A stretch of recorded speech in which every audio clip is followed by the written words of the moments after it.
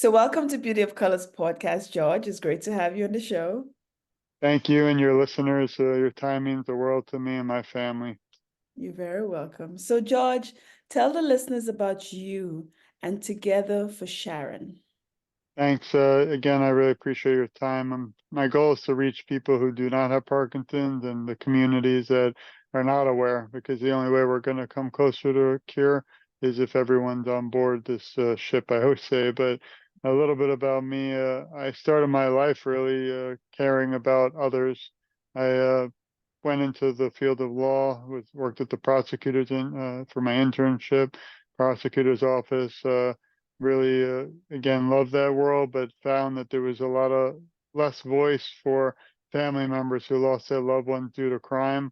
And Mhm. I decided to put my passion into helping victims of crime. I also became a police officer, reserve, and then I did my PhD in criminal justice.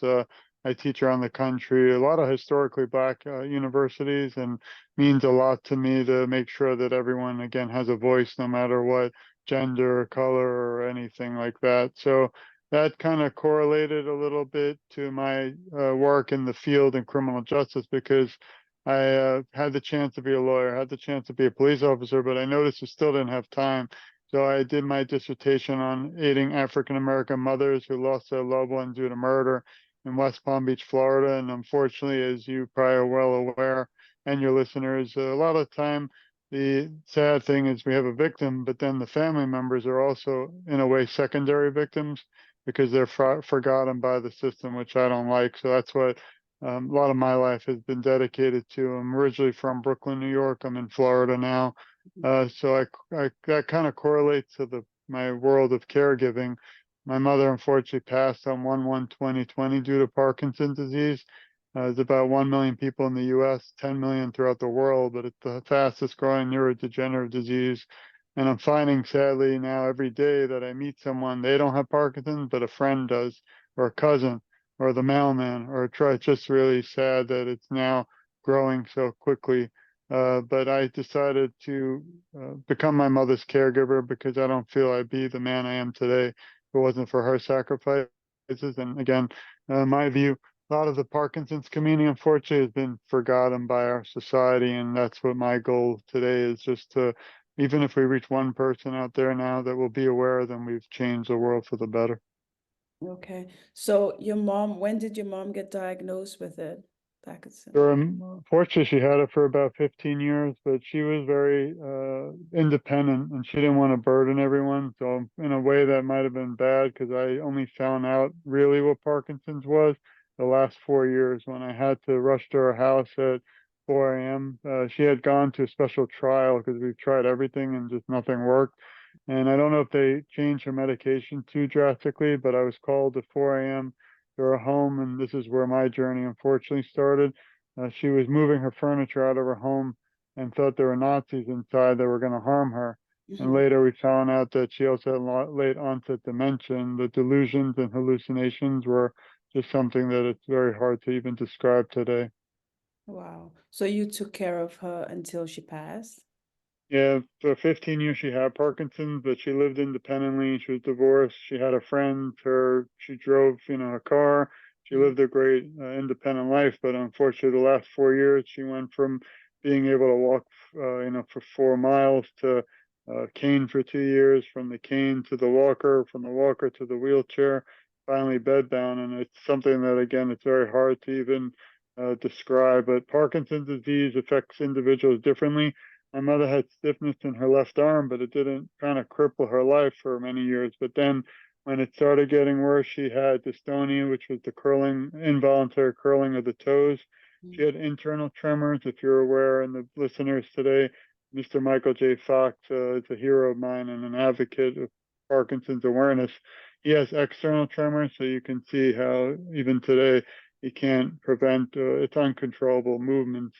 Sometimes medicine can lower it, or DBS surgery, but again, it doesn't.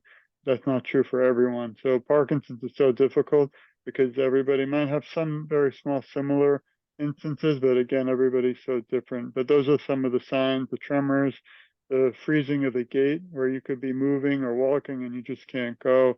And it's just, it's tragic, the whole thing. I wish we could stop it. It's too late for my mother and my family, but I fight today for those who are still struggling, also their caregivers and loved ones, and in memory of my mother and all the millions of people, unfortunately, who lost their battle, but I'll never let them be forgotten. Wow, I'm so sorry for your loss. So where Thanks. can the listeners get more information about Parkinson's and how can they help their loved ones? Well, there's a few things. First, togetherforsharon.com is our website. We don't make anything from it. It's completely voluntarily. I don't want money. All I want is everyone out there to know that you're never alone in this fight, and there'll be people like me fighting. We don't accept money. We only accept the love. And it's hard because 2024, you think, well, but wait, there's a catch, but there's not. We don't want anything. We just don't want you to have to go through this. So, and then the other thing, which is really part of history, again, we started the conversation today, and there's no laws, sadly, in our political world or our U.S. government for Parkinson's. Thankfully, last December, the first bill in history, U.S. history, was passed through the House of Representatives called the National Plan to End Parkinson's Disease. It's spearheaded by the Michael J. Fox Foundation. I've really had an amazing honor to speak to my representatives to support it. So today it's moving, we don't know when, but this year, 2024 or even 2025, to the Senate. So you and your listeners can please reach out to your senators and ask them to tell them, don't ask, tell them it's urgent. We need to end the Parkinson's, and this is going to change the world for the caregivers, for people diagnosed possibly from medicine, and help fund the government will help fund a cure. So more research. Before this, it's all been really our own donations. My family's donated about $20,000 in the last 4 years out of our own pocket, just in my memory of my mother, because I don't want anyone again to have to go through this. So there are a lot of things today that we can do. If we met 3, 4 years ago from now, I hope we don't have to talk about the bill because it'll be a law. But right now, it's not. Together for Sharon, I created memory of my mother. It tells her journey and mine. I thought 3 or 4 people would see it, but we've had over 40,000 people visit the site, and it's really inspiring. And that's why I keep fighting. 2 years ago or a year ago, I discovered there were 10 million people in the U.S. with Parkinson's, and I was in shock. So I decided it's not about my mother and me only anymore. It's about everybody. So I interviewed 600 people from Italy, France, Spain, Iceland, Australia, Africa, just for awareness. And it's all under interviews on our website, togetherforsharon.com, completely free. I've Mhm. had a gentleman write me and say, I spent 10 hours on your website. So I told him, don't spend that much time. But they tell, people love it because they see other stories and other journeys and other advocates. So they realize again, they're never alone. Wow. So, George, you do have a book coming out pretty soon. Is that book, is it an autobiography? What is the book about? Is it about your mom's journey with Parkinson or is it about your life? I really appreciate you bringing that up because, ironically, like we said today, the proof is supposed to arrive after our discussion today. And once I say it's okay, it'll be out there. So I'm hoping in a week it'll be available on Amazon. It's in memory of my mother, Sharon. It's called The Son's Journey from Parkinson's Disease Caregiver to Advocate. So it's really her life, but then her struggles, and then how I came in to help her through caregiving and leading up to today. And I always say, there's hope still there, and there's light at the end of the darkness. Unfortunately, for us, it'll always be darkness. But because I've been able to meet so many incredible people like you, who have really become like family, this talk today to me is not just about a talk and goodbye, see you later. It's a conversation that has to keep going, and that's why I always share this forever with many people added to my site. But I really feel everybody out there is a family in this fight. And the book is really great, in my opinion, because we never have as much time as I like in our talks, but it'll cover the first signs of Parkinson's. It'll cover her symptoms, my caregiving, my support, which was my wife and my children, and how the last week was the toughest. And then also her family and her friends actually wrote passages. So it's covered throughout the book with different stories from her friends, and that really was touching for me. And finally, the mission forward and how grateful I am to so many people, because none of this would be possible without everyone joining together in this fight. Wow. So do you have an exact date when the book is going to be on Amazon, or is just you're not too sure when? Yeah, I haven't slept over this question because I Okay. wish it was actually just between us and everyone listening. The ebook is out there now. I just haven't talked about it because I'm more of a hardcover person, Mhm. but that won't be out for a few weeks. But I believe honestly the soft cover will be out next week. I'm hoping because it's really just a matter. And I think as we're sitting here live, my wife just told me the book is here, so I'm pretty excited. So Oh, yeah, oh, I'll that's get it. I nice. can't. Yeah, the next time I'll be able to show it. But if Okay. it's all, I'm just looking to see if it's lined right and all minor stuff is done. So if it's good, I'll go in the room after this and I'll click submit and Okay. it'll go, it says 72 hours. So in 3 days, it'll be out there for everyone to purchase. But the big thing is it's not about money. I'm not here to promote the book that way. I just wanted my mother's journey out there. And, I always said to myself, I have 3 children and my favorite time was watching my mother blow bubbles on Sunday mornings with her grandkids. And today I walked by that backyard, and it's heartbreaking that they can't do that because of this disease. But my dream is to end Parkinson's, and I always say to myself, I say, maybe I want my children to continue together for sure and on. Mhm. But then I think again, I hope we don't have to still have this disease by the time unfortunately I'm not here anymore. So let's all join together and just positive messages really. I think the world can change the future of this disease if we all join together. And I always say, even if you don't have Parkinson's and like I don't have it, and I'm no longer a caregiver of someone living and struggling, unfortunately, like I said earlier, people are just, it's coming up everywhere. I can even get it. We don't know the cause. I feel it's environment. My mother had a beautiful home, but for 20 years had mold, pesticides like termites, and had horrible sprays. So we don't know what happened, but she was very healthy and she passed at age 69, which is too young. And I don't want that for anybody else. So where can the listeners, if they want to support the bill, it's not passed as yet, is it? No. Only through the House, and now it goes to the Senate, the United States Senate. They can go to my website, togetherforsharon.com, and Okay. if you look, you have to scroll a little. It's getting so big, it's hard to find things. But if you click about, I believe you'll see the national plan, and there's a link to my speech that I gave to my representative, which Mhm. was only 3 minutes, but I practiced it and I speak a lot, so I'm not shy. But I couldn't even get through the 3 minutes because I got to that one phrase that my mother could never be with my children and her grandkids blowing bubbles. And I fell apart. I'm 6'2", 200 pounds, police, but this stuff is still tough. And even talking about it now is kind of helping me grieve still, even though it's been 4 years. There isn't a day I don't miss her. She was my best friend. We had an odd relationship, some would say, but to me, I'm very proud of being a mama's boy. And I just, she was the first one I called when there was good, the bad, and the ugly. And Mhm. it's just a part of me I feel still passed when she passed. And she was here with us now. She'd say, George, don't waste your time. Go spend it with your family. But that's how she was. She was very selfless, and she just wanted everyone else to be happy despite her own tough battle. So the listeners have to go to their Yeah. representative in order Yeah, to, they're senator, right? okay, okay, good. Yeah, and the nice thing is it's actually easier because most people don't have 100 representatives like in the House. Yeah. Now you only go to your senators, and they will listen if we all get on board. The more people, email, call. I've sent 15 letters, got no response. Didn't stop me. I continued.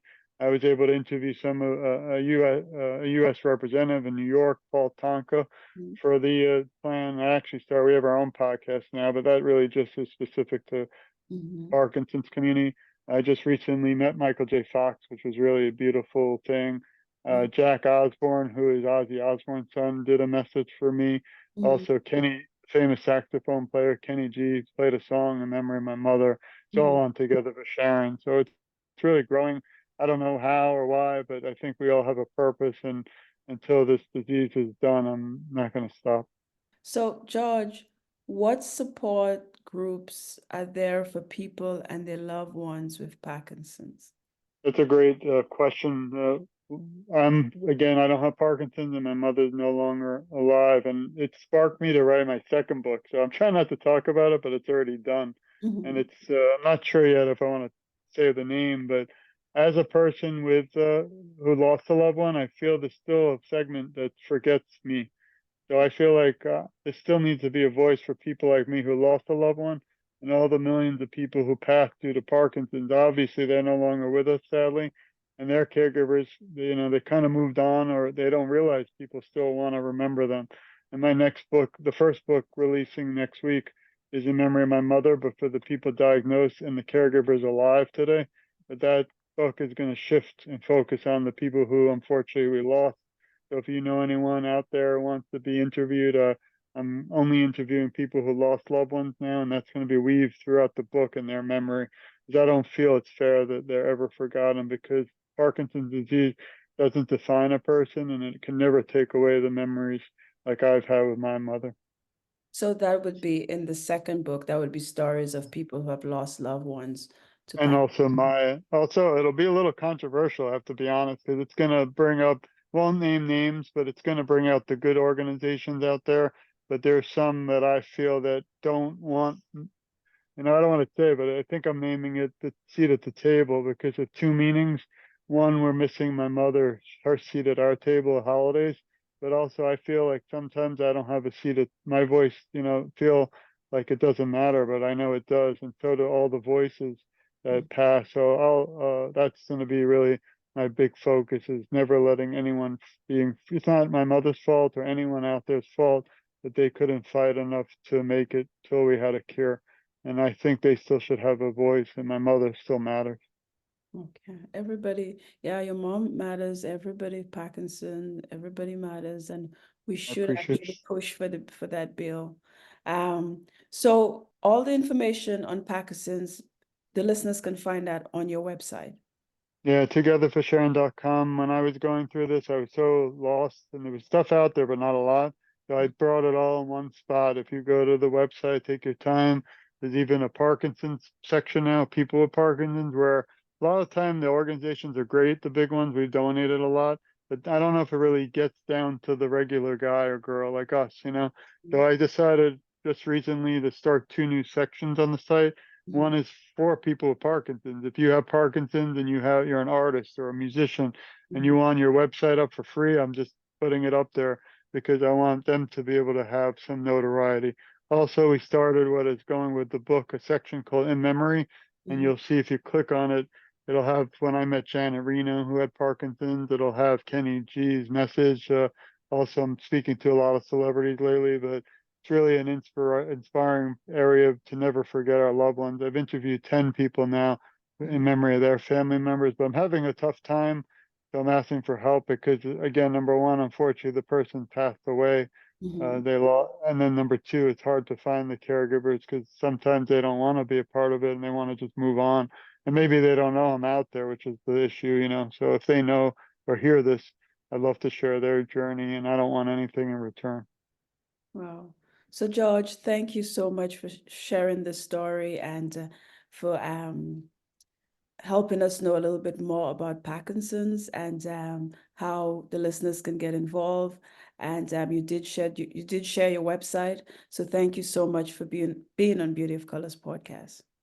I appreciate it. And I always end every podcast, if you don't mind, with one quick motivational tip or speech. I always say this goes for you and your listeners and everyone listening. We love you, we support you, and we care a lot about you, and you're never alone in this fight. We're family, in my view. I will advocate for you, and together our voices are so much stronger. And I always say I'm just getting started, and obviously I'm not. But the reason I say that is if you go to togetherforsharon.com and you see all the 600 inspiring stories of advocates I mean, there's even one story. I interviewed a gentleman from Africa. I was shocked to find out in Africa they think of Parkinson's as witchcraft, and that's so incorrect. They took his mother from him. It almost sounds like a horror movie, and he had to escape to go see her. And it was just, that's the stuff we need to have these talks about so we can get rid of those false accusations. Same thing, Parkinson's is not an elderly man disease anymore, so that's wrong. It affects women, affects everyone. So I just want everyone to look at those stories again. I don't want any money. We don't accept it.